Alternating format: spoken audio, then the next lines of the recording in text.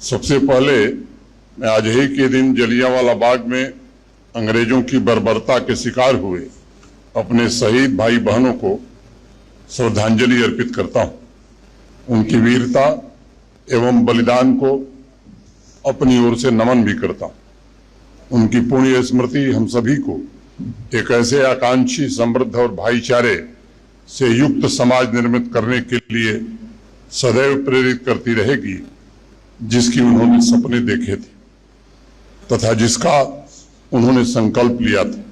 मैं आप सभी को बैसाखी की बहुत बहुत बधाई देता हूं तथा गुरु गोविंद सिंह जी महाराज के चरणों में नमन करता हूं, जिन्होंने बैसाखी के दिन खालसा पंथ की स्थापना करके मानवता को अध्यात्म, साहस, समर्पण और शौर्य के बेशकीमती मूल्यों की भेंट सौंपी तथा भारत के स्वर्णिम भविष्य का सृजन भी किया। बैसाखी का यह अवसर स्वयं को गुरु जी के चरणों में समर्पित करने का अवसर है, इसलिए इसे नए उमंग और उल्लास के साथ पूरे देश में मनाया जाता है। इसके अलावा हमारे जो किसान भाई आज के इस पवित्र दिन का देश भर के किसान बड़ी बेसब्री से इंतजार करते हैं। पूजा अर्चना के पश्चात फसल की कटाई की शुरुआत भी हमारे देश में होती है, ये परंपरा रही है। बैसाखी का यह पवित्र त्योहार आप सभी के जीवन में नई ऊर्जा, समृद्धि और नए उत्साह का संचार करे, ऐसी मैं प्रार्थना करता हूं। आज के इस पावन पर्व पर मैं धर्म, समता और सामाजिक न्याय के ध्वजवाहक गुरु गोविंद सिंह जी महाराज के कृतित्व पर बहुत संक्षेप में 2-3 बातें कहना चाहूंगा। मैं मानता हूं कि उनकी शिक्षा ही इस समाज की गतिशीलता का मुख्य आधार रही है। इस राष्ट्र की आत्मा में गुरु गोविंद सिंह जी महाराज की शक्ति भी है और उनकी भक्ति भी है। गुरु गोविंद सिंह जी महाराज और सिख गुरुओं के त्याग तपस्या के बगैर भारतवर्ष की कल्पना नहीं की जा सकती। इस देश में हमेशा गुरु महाराज धर्म के रक्षक के रूप में जाने जाएंगे, जिन्होंने लोक आस्था और आम जनता के धार्मिक विश्वास के लिए अपना सब कुछ कुर्बान कर दिया। लोकमानस में चिरकाल तक गुरु महाराज एक ऐसे पराक्रमी वीर योद्धा एवं संत के रूप में सदैव जाने जाएंगे, जिन्होंने समाज की धार्मिक और दार्शनिक शब्दावली को नए अर्थ प्रदान किए हैं। मैं ये भी मानता हूं कि गुरु महाराज के बगैर भारत की परंपरा एवं संस्कृति की कल्पना भी नहीं की जा सकती। वो जितने बहादुर योद्धा थे, उतने ही संवेदनशील लेखक भी थे। उन्होंने अपनी साहित्य रचना के द्वारा आम जनता का भी मार्गदर्शन किया और आने वाली पीढ़ियों के लिए वह एक अध्यात्म की एक ऐसी विरासत छोड़कर गए हैं, जो हमारी आने वाली पीढ़ियों को सर्वस्नेही साधक के रूप में सच्चे मार्ग पर चलने के लिए बराबर प्रेरित करती रहेंगी। मित्रों, गुरु गोविंद सिंह जी महाराज के जीवन कार्य एवं आदर्श इस राष्ट्र की चेतना का परम शिखर है।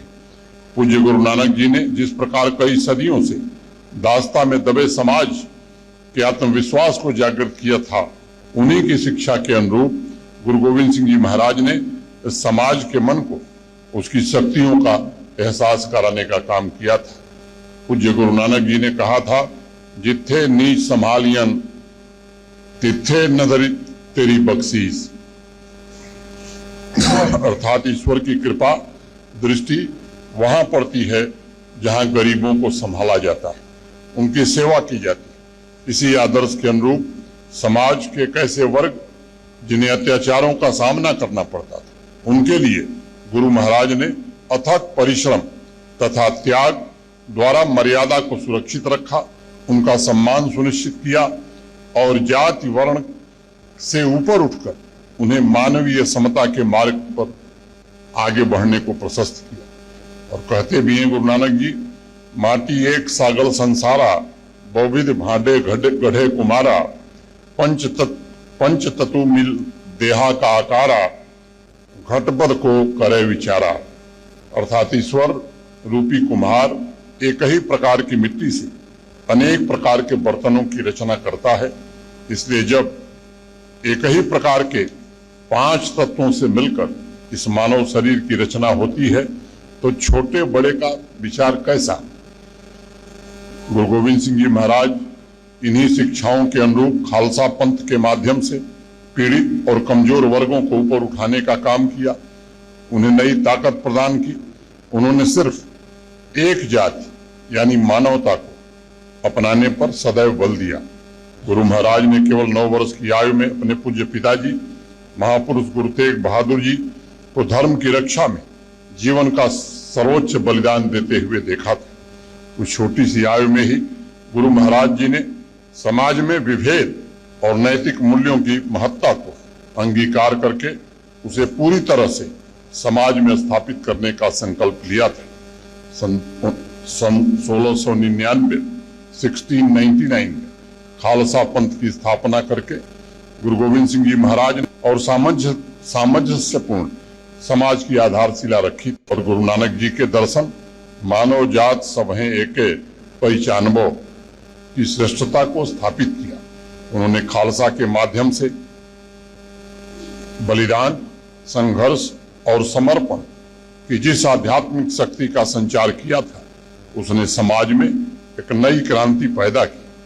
सन 1699 में बैसाखी के ऐतिहासिक अवसर पर हाथ में नंगी तलवार लेकर गुरु महाराज जी ने आनंदपुर में उपस्थित लाखों शिष्यों से सवाल किया था कि कोई ऐसा है जो धर्म के लिए अपने प्राण दे सके। भाई दया सिंह जी, भाई धर्म सिंह जी, भाई हिम्मत सिंह जी, भाई मोहकम सिंह जी तथा भाई साहब सिंह जी अपने आप को आत्मोत्सर्ग करने के लिए आगे आए थे। पंच प्यारों को दीक्षित करके गुरु महाराज ने विभेद, करुणा और तपस्या की एक नई ज्योति जलाई थी। उन्होंने कहा था कि जो सत्य की ज्योति को सदैव प्रज्वलित रखता है, एक ओंकार को मानता है, उसी में उसका पूर्ण प्रेम और विश्वास है। जिसके हृदय में पूर्ण ज्योति का प्रकाश है, उसी पवित्र व्यक्ति की खालसा है। उन्होंने एक नया उपदेश भी, जय घोष भी किया, वाहे गुरु जी का खालसा, वाहे गुरु जी की फतह। अर्थात खालसा ईश्वर का है और ईश्वर की विजय सदैव सुनिश्चित है। प्रसिद्ध लेखक डॉक्टर गोकुल चंद नारंग ने अपनी पुस्तक ट्रांसफॉर्मेशन ऑफ सिखिज्म में लिखा है कि किसी व्यक्ति में इस बात का दृढ़ विश्वास होना कि वह परमात्मा का विशेष उपकरण है तथा इस विश्वास से उत्पन्न हुई श्रद्धा, ये दोनों विजय प्राप्ति की सबसे पक्की गारंटी है। और गुरुजी ने अपने अनुयायियों को यह गारंटी प्रदान की थी। मैं समझता हूँ खालसा द्वारा गुरु महाराज ने सबको धीरता और धैर्य धारण करके सत्य के मार्ग पर चलने को प्रेरित किया था। और गुरु नानक जी ने तो कहा भी है, अमृत वेला सचुनाऊ बड़ी आई विचारू, कर्मी आवे कपड़ा नदरी मुख दुआरू, नानक एवे जानिए सब हुआ पे सचियारू।